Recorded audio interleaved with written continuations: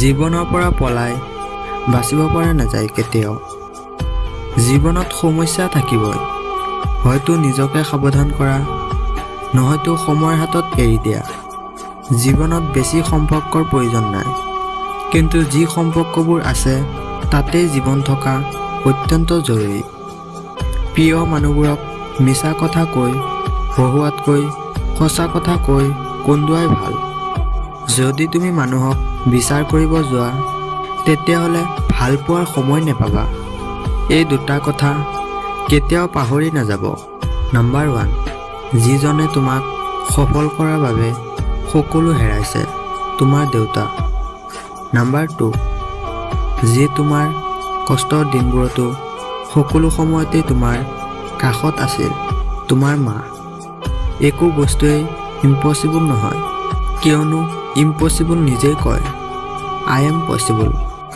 ভদ্ৰ ব্যৱহাৰ কৰিবলৈ শিক্ষা লাগে, অভদ্ৰ ব্যৱহাৰ কৰিবলৈ শিক্ষাৰ প্ৰয়োজন নহয়। ইচ্ছা কৰিলেই ময়ো মোক লৈ কোৱা প্ৰতিটো বেয়া কথাৰ জবাব দিব পাৰোঁ, কিন্তু সেইবোৰ মানসিক ভাৰসাম্যহীন লোকসকলৰ লগত কথা কৈ নষ্ট কৰাৰ সময় মোৰ নাই। বেঙা মানুহবোৰ হয়তো আনক বিৰক্ত কৰিবলৈ জানে, কিন্তু কেতিয়াও কাৰোবাক ঠগুৱাব নাজানে। জোৰ কৰি কাৰোবাক ধৰি ৰখাৰ প্ৰয়োজন নাই। যি থকাৰ সি থাকিবই, আৰু যি গুচি যোৱাৰ সি গুচি যাবই। যাক ভাল পোৱা তাক কেতিয়াও বিয়া নাপাতিবা। জীৱনটোক কান্দি পাৰ কৰাতকৈ হাঁহি উৰুৱাই দিয়াই ভাল। অপেক্ষা হ'ল শুদ্ধতম ভালপোৱাৰ এটা চিন। সকলোৱে ভাল পাওঁ বুলি ক'ব পাৰে, কিন্তু সকলোৱে অপেক্ষা কৰি সেই ভালপোৱা প্ৰমাণ কৰিব নোৱাৰে। শিকিব লগা হয় মূৰ তল কৰি, বাচিব লগা হয় মূৰ ওপৰ কৰি। সময় বেছি লাগিলেও ধৈৰ্য সহকাৰে কাম কৰা, সাফল্য তুমি পাবাই।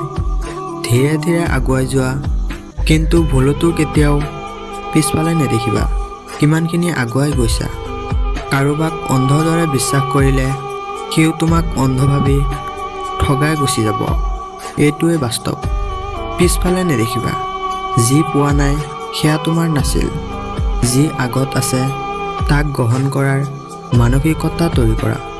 মই জানো মই বেয়া, সেইবাবেতো সকলোৰে পৰা দূৰত ৰখাৰ চেষ্টা কৰোঁ। ব্যৰ্থ হোৱাৰ বহুত উপায় আছে, কিন্তু সফল হোৱাৰ এটাই উপায় আছে, সেয়া হ'ল চেষ্টা। চ' গাইজ, আজিৰ ভিডিঅ'টো ইমানেই। আশা কৰোঁ ভিডিঅ'টো চাই ভাল পাইছে। যদি ভিডিঅ'টো চাই অলপ হ'লেও ভাল পালে তেনেহ'লে এটা লাইক কৰি দিব, শ্বেয়াৰ কৰি দিব, আৰু আমাৰ চেনেলটো ছাবস্ক্ৰাইব কৰি আমাৰ সৰু পৰিয়ালৰ সদস্য হৈ যাব। ধন্যবাদ।